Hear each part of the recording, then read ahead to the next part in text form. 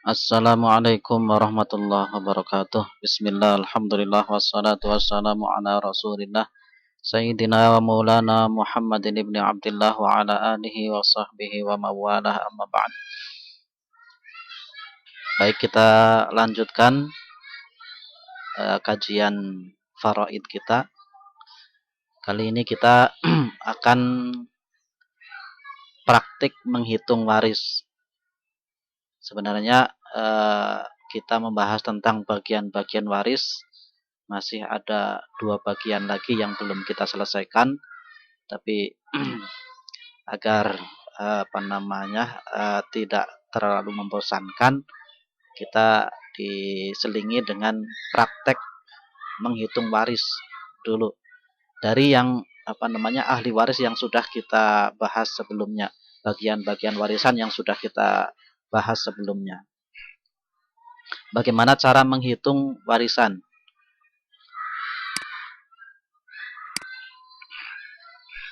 Kita misalkan harta pusaka atau harta warisan yang ditinggalkan oleh mayit itu sebesar 36 juta. Nah, ini kita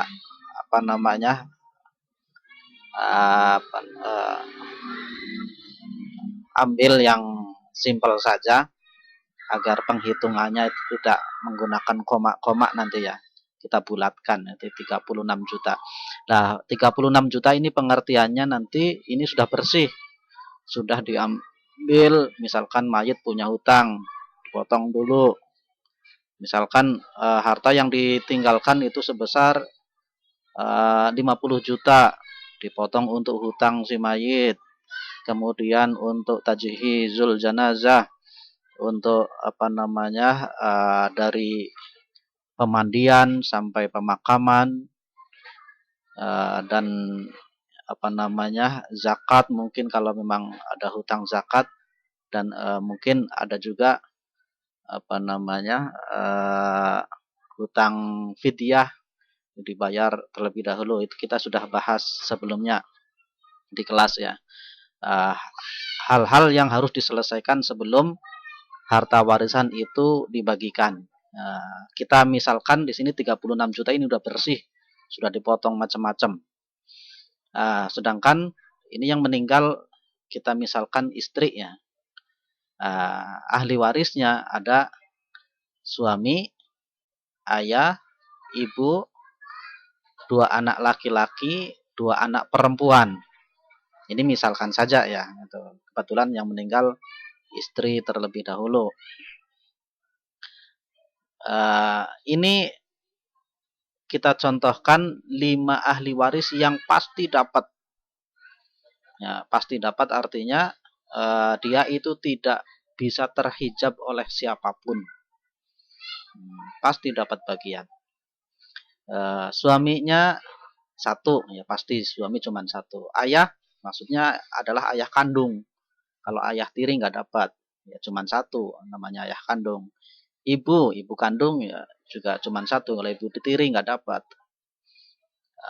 Kemudian anak laki-laki 2 orang, anak perempuan 2 orang.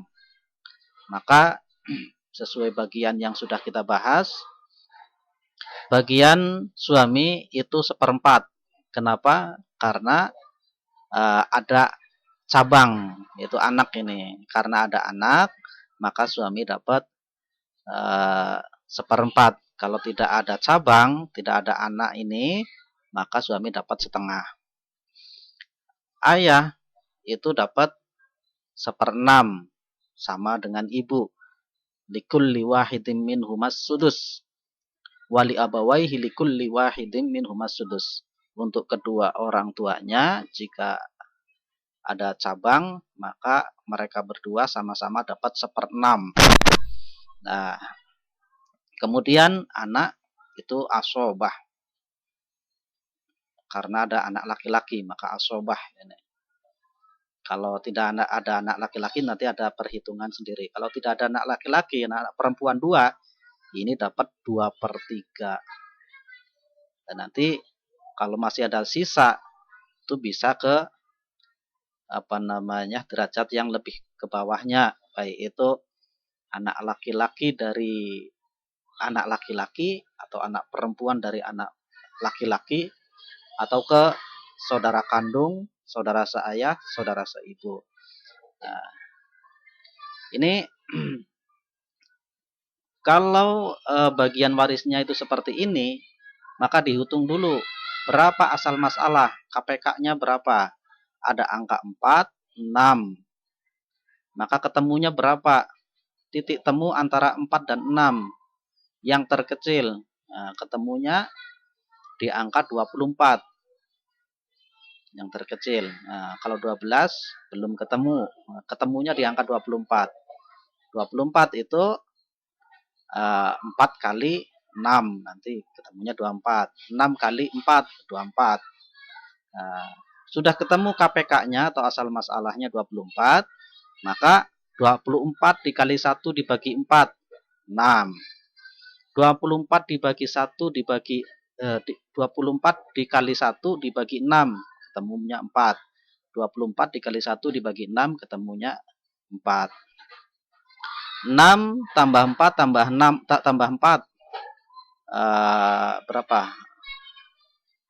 14. Nah, bagiannya ada 24, baru diambil 14, masih ada sisa 10.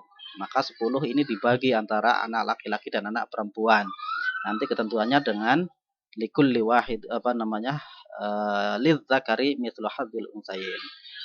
Laki-laki dapat 2 kali lipatnya perempuan. Makanya untuk menghitung berapa bagian laki-laki dan berapa bagian perempuan, kita hitung dulu. Kita perjelas dulu bahwa lidzakari mithlu hadzil untsayain, laki-laki itu dapat 2 kali lipatnya perempuan. Kita gambarkan satu laki-laki itu kepalanya 2 kali lipat. Satu perempuan kepalanya 1. 2 laki-laki, 2 anak laki-laki, karena kepalanya 2, satu anak itu kepalanya 2, maka 2 kali 2, 4. Sedangkan 2 anak perempuan kepalanya 1. Jadi 2 kali 1 ketemunya 2. Maka totalnya untuk anak itu bagiannya 6. Nah, di sini tadi asobahnya 10. Nah, 10 dibagi 6 nanti ketemunya koma-koma. Koma itu nanti berapa biar tidak ketemu koma. Nanti bisa dikalikan lagi biar tidak ketemu koma. Sebenarnya bisa saja langsung dibagikan itu, tapi dengan kalkulator tentunya. Nanti ketemunya koma-koma. Nah, agar tidak ketemu dengan koma-koma, jumlahnya itu pas, maka angka berapa, kelipatan berapa yang habis dibagi 6. Nah, 10, kalau 20 belum habis dibagi 6. 30 bisa habis dibagi 6. Nah, 30 bisa 30 dibagi 6, nanti ketemunya 5. Ya, ini habis dibagi 6. Nah, sekarang karena tadi harus dibagi 6, dibagi 3 kali lipat semuanya, 10 kali 3 biar ketemu 30, maka semuanya juga harus dikali 3 dulu. 6 kali 3 ketemunya 18. 4 kali 3 12. 4 kali 3 12. 10 kali 3 30. Jadi dikalikan 3 aja semuanya gitu. Karena dikalikan 3, asal masalahnya juga jadi berubah. 24 kali 3 sama dengan 72. Ketika ditotal, bisa saja kalau mau di cross check lagi. 72 kali 1 dibagi 4 ketemunya 18. 72 kali 1 dibagi 6 12. 72 kali 1 dibagi 6 12. 72 Kemudian 72 dikurangi ini. Nah, ada sisa asobahnya adalah 30. Totalnya 18 tambah 12 tambah 12 tambah 30 ketemunya 72. Nah, kemudian karena dua laki-laki itu kepalanya 2, maka tadi 30 ini dibagi 6 ketemunya 5. Jadi satu kepala itu dapatnya 5 karena 4 kali 5 sama dengan 20. Nah, ini 2 kali 5 sama dengan 10. 5 ini ya. Jadi per kepala itu isinya 5. Khusus untuk asobah ini per kepala isinya 5. Karena 2 kepala anak laki-laki, jadi dapatnya 40. 2 kepala laki-laki jadi 4. 4 kali 5 20. 2 kepala perempuan kali 5 maka dapatnya 10. Di total itu harus 72. Nah, sekarang jadi asal masalahnya yang tadinya 24 sekarang jadi 72. Biar apa? Biar tidak koma-koma, biar penuh. Maka 36 juta dibagi 72. 36 juta dibagi 72. 72 itu artinya 72 bagian. Nah, 36 juta berarti satu bagiannya 36 dibagi 72 sama dengan 500.000. Satu angka itu sama dengan nilainya 500.000. Maka 500.000 kali 18 ketemunya 9 juta. 500.000 kali 12 6 juta. 500 kali 12 6 juta. 500 kali 20 10 juta. 500 kali 10 5 juta. Totalnya 36 juta.